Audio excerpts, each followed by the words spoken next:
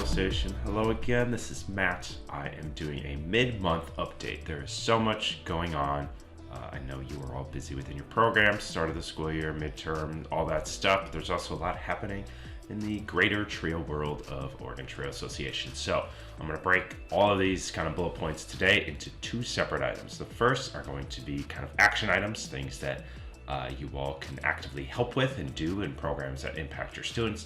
And the second section is going to be more just FYI, things I want to make sure you are aware of on your radar, and just reminders for things that relate to Oregon Trail Association. First up, the winter last mile scholarships are live right now. So if you go to our website, I'll link that in the email, but students have till November 18th to apply to our last mile scholarships if you are working with a college program. So make sure you're on top of that and getting those submitted. We also are doing a Q&A session that is scheduled for November 9th at 3 p.m. and that is going to be a space where those of us who read for these scholarships can give some feedback about best practices so students can be more competitive through this process, and also to just provide transparency. So you have an event invite in your calendar already. They're not over the listserv for that. That information can also be found on the website. Next, I want to highlight again our student advisory boards. The due date for these applications is the end of this month on the 31st. Maryland's been sending out information on those videos. There's also information on our website that I'll link in the email.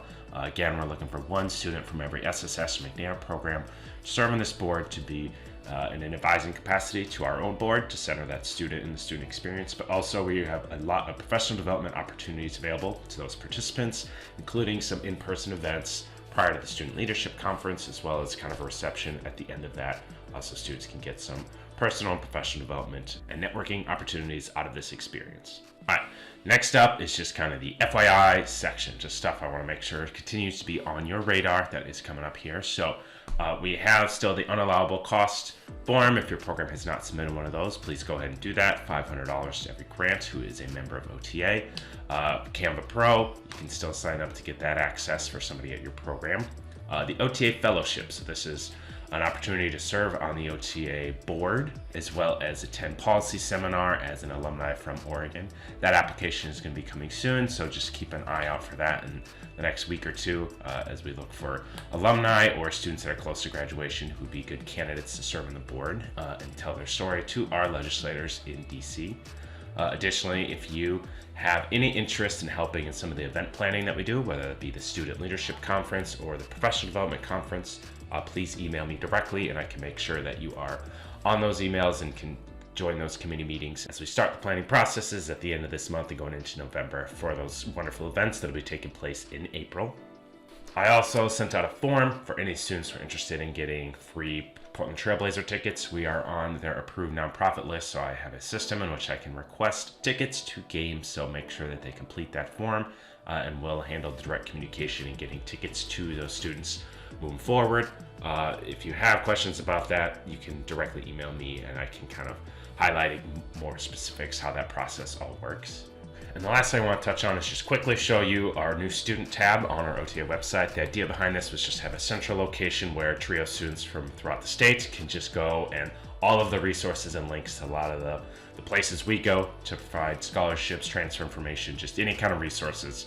It's just in one central place. So I would love to get feedback on this and learn about other resources that exist that I can maybe add to this page so that this can be a nice comprehensive list for our students to access. So you'll see here we have a student tab, and under resources there is just a whole bunch of links.